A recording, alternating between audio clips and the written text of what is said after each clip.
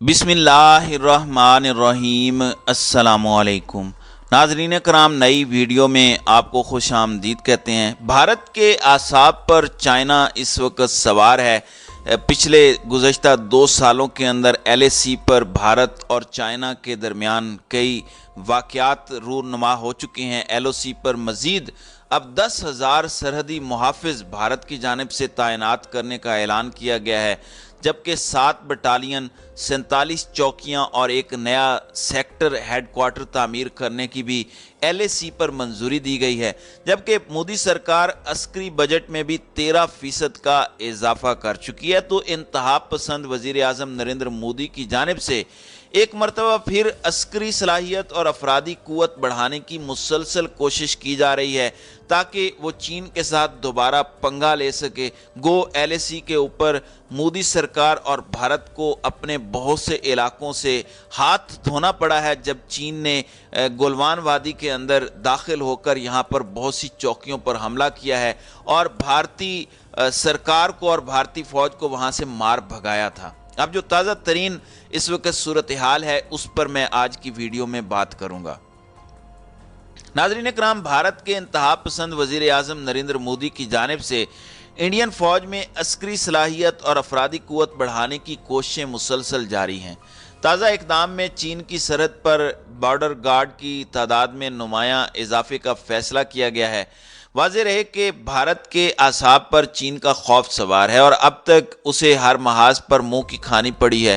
چین کی فوج نے ہمیشہ بھارتی فوجیوں کو اندر گھس کر مارا ہے۔ 9 دسمبر 2022 کو بھی چائنیز لبریشن آرمی کے دستے اروناچل پردیش کے توانگ سیکٹر میں داخل ہو گئے تھے اور بھارتی فورسز کی خوب پٹائی کی تھی، جبکہ اس سے قبل 2020 میں لداخ کی وادی گلوان میں خون ریز جھڑپ میں 20 بھارتی فوجی ہلاک ہوئے تھے۔ چین کی بڑھتی ہوئی طاقت پر بھارت میں تھرتھری مچی ہوئی ہے۔ مودی سرکار چین کے خوف سے بھارتی فوج میں مسلسل اضافہ کرنے میں مصروف ہے، جبکہ آسمان کو چھوتے عسکری اخراجات کی مد میں اس کا بوجھ براہ راست بھارتیہ جنتا پر پڑ رہا ہے۔ حال ہی میں مودی سرکار عسکری بجٹ میں بھی 13% اضافہ کر چکی ہے۔ اب نریندر مودی نے انڈو تبت بارڈر پولیس میں توسیع کی منظوری دیتے ہوئے اس میں 7 نئی بٹالینز، 47 نئی چیک پوسٹیں اور ایک سیکٹر ہیڈ کوارٹر کا اضافہ کرنے کا فیصلہ کیا ہے۔ یوں اس وسیع و عریض سرحد پر 2 سے 3 برس میں مزید 9,400 نئے بارڈر گارڈز یا سرحدی محافظین کو تعینات کیا جائے گا۔ کابینہ کمیٹی برائے سلامتی امور نے بدھ کو نریندر مودی کی صدارت میں ہونے والے اجلاس میں اس کی منظوری دی۔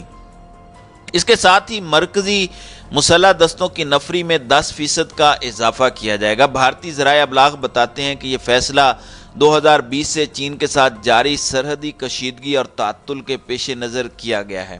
بھارتی وزیر اطلاعات انوراگ ٹھاکر کے مطابق 2025-2026 میں 7 بٹالینز اور سیکٹر ہیڈ کوارٹر کی تیاری مکمل ہو جائے گی، جبکہ وزارت داخلہ کے ایک بیان کے مطابق ان بٹالینز اور سیکٹر ہیڈ کوارٹر کے لیے 9,400 نئی اسامیاں نکالی جائیں گی۔ اس وقت انڈو تبت بارڈر پولیس کی کل نفری 88,430 ہے اور اس کے بعد ان کی تعداد 97,830 ہو جائے گی۔ مالی طور پر دیکھا جائے تو اس منصوبے پر لگ بھگ 28 ارب روپے کے اخراجات آئیں گے۔ انوراگ ٹھاکر نے بتایا کہ زمین کے حصول سمیت دفاتر اور عمارتوں کی تعمیر اور گولہ بارود کی خریداری پر 18 ارب سے زائد رقم خرچ ہوگی، جبکہ نئی افرادی قوت کے لیے تنخواہیں اور راشن کی مد میں سالانہ 9 ارب 63 کروڑ روپے درکار ہوں گے، یعنی بھارتی جنتا کی جیبوں سے یہ 10 ارب روپے ہر سال نکالے جائیں گے۔ واضح رہے کہ آئی ٹی بی پی کا قیام 1962 میں بھارت چین جنگ کے موقع پر کیا گیا تھا۔ اس کا کام 3,488 کلومیٹر بھارت چین سرحد کی نگرانی کرنا ہے۔ اس کے باوجود چینی افواج لداخ خطے میں دپسانگ اور چارڈنگ نالا علاقے میں کئی روایتی پوائنٹس پر بھارتی افواج کو نگرانی سے روکتی رہی ہے۔ امریکی نشریاتی ادارے سے گفتگو میں بین الاقوامی امور کے ماہر اسد مرزا کا کہنا ہے کہ 1 ماہ قبل نئی دلی میں وزیر داخلہ امیت شاہ کی صدارت میں ہونے والے ڈائریکٹر جنرلز آف پولیس کے اجلاس میں پیش کی گئی رپورٹ میں کہا گیا کہ لائن آف ایکچوئل کنٹرول پر ہماری افواج پوری طرح نگرانی نہیں رکھ پا رہی۔ LAC کے قریب کچھ علاقوں میں صورتحال نازک ہے۔ ان کے بقول مذکورہ اجلاس میں پیش کی جانے والی دستاویزات میں اس بات کی نشاندہی کی گئی تھی کہ لداخ میں LAC پر بھارت نے 65 پیٹرولنگ پوائنٹس میں سے 26 پوائنٹس گوا دیے ہیں۔ سینئر تجزیہ کار بشپ رنجن کا کہنا ہے کہ چین کے پاس 5 تھیٹر کمانڈز ہیں جبکہ بھارت کے پاس صرف 1 ہے۔ ناظرین کرام، خیال رہے کہ ہنگامی حالات میں تینوں مسلح افواج کے درمیان رابطہ کاری کے تحت ایکشن لینے والے یونٹ کو تھیٹر کمانڈ کہتے ہیں۔ بشپ رنجن کے مطابق بھارت میں صرف 1 تھیٹر کمانڈ قائم کیا گیا ہے اور وہ بھی 2003 میں ہوا تھا۔ اسے انڈومان نکوبار میں تیار کیا گیا تھا۔ موجودہ حکومت نے بھی، جو کہ قوم پرستی کی بہت باتیں کرتی ہے، اسے ابھی تک قائم نہیں کیا۔ بشپ رنجن کے مطابق تبت میں چین کے 10 ایئرپورٹ ہیں جو سویلین اور عسکری دونوں مقاصد کے تحت تعمیر کیے گئے۔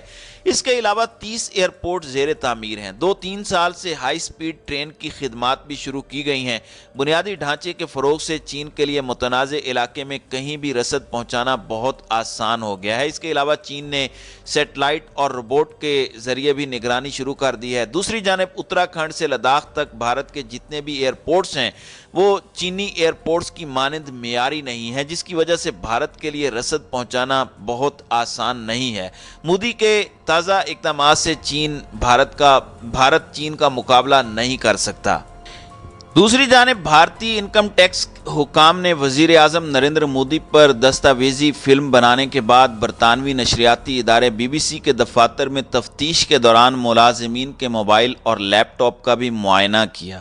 رائٹرز کے مطابق بھارت میں انکم ٹیکس حکام کی طرف سے BBC کے دفاتر میں تیسرے روز بھی تفتیش جاری ہے، جہاں ٹریبیونل اور انتظامی عملے کے موبائل فونز اور لیپ ٹاپس کا معائنہ کیا گیا۔ رپورٹ کے مطابق 14 فروری کو اچانک انسپیکشن کا آغاز ہوا اور اسی دن سے ٹیکس حکام BBC کے دفاتر میں موجود تھے، جبکہ کچھ افسران سوتے بھی وہی ہیں۔ جہاں کچھ لوگوں کا کہنا ہے کہ ٹیکس افسران کی جانب سے رات گئے BBC ملازمین سے مالی لین دین سے متعلق پوچھ گچھ کی گئی۔